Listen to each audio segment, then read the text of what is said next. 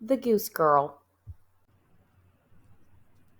There was once an old queen who had a very beautiful daughter.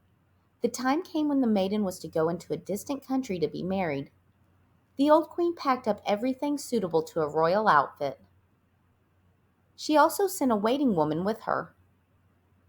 When the hour of departure came, they bade each other a sorrowful farewell and set out for the bridegroom's country.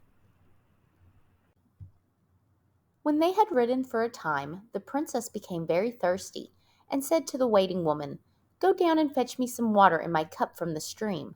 I must have something to drink." "If you are thirsty," said the waiting woman, "dismount yourself, lie down by the water and drink. I don't choose to be your servant."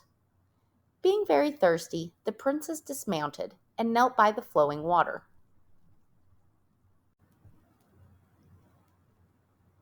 Now, when she was about to mount her horse again, the waiting woman said, "By rights your horse belongs to me. This jade will do for you." The poor little princess was obliged to give way. Then the waiting woman, in a harsh voice, ordered her to take off her royal robes and to put on her own mean garments. Finally, she forced her to swear that she would not tell a person at the court what had taken place. Had she not taken the oath, she would have been killed on the spot. There was great rejoicing when they arrived at the castle. The prince hurried towards them and lifted the waiting woman from her horse, thinking she was his bride. She was led upstairs, but the real princess had to stay below. The old king looked out of the window and saw the delicate, pretty little creature standing in the courtyard, so he asked the bride about her companion. "I picked her up on the way and brought her with me for company. Give the girl something to do to keep her from idling." The old king said, "I have a little lad who looks after the geese. She may help him." The boy was called Little Conrad, and the real bride was sent with him to look after the geese. When they reached the meadow, the princess sat down on the grass and let down her hair, and when Conrad saw it he was so delighted that he wanted to pluck some out, but she said, "Blow, blow, little breeze, and Conrad's hat seize. Let him join in the chase, while away it is whirled, till my tresses are curled, and I rest in my place." Then a strong wind sprang up, which blew away Conrad's hat right over the fields, and he had to run after it. When he came back, her hair was all put up again. When they got home, Conrad went to the king and said, "I won't tend the geese with that maiden again." "Why not?" asked the king. Then Conrad went on to tell the king all that had happened in the field. The king ordered Conrad to go next day as usual, and he followed into the field and hid behind a bush.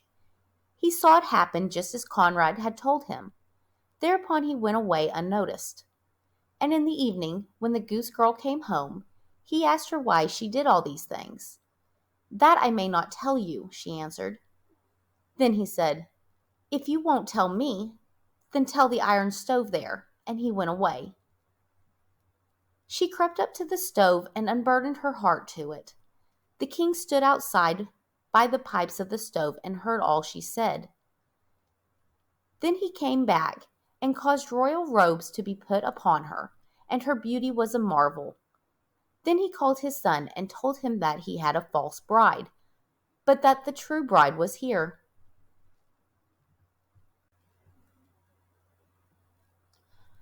The prince was charmed with her beauty, and a great banquet was prepared. The bridegroom sat at the head of the table, with the princess on one side and the waiting woman at the other, but she did not recognize the princess.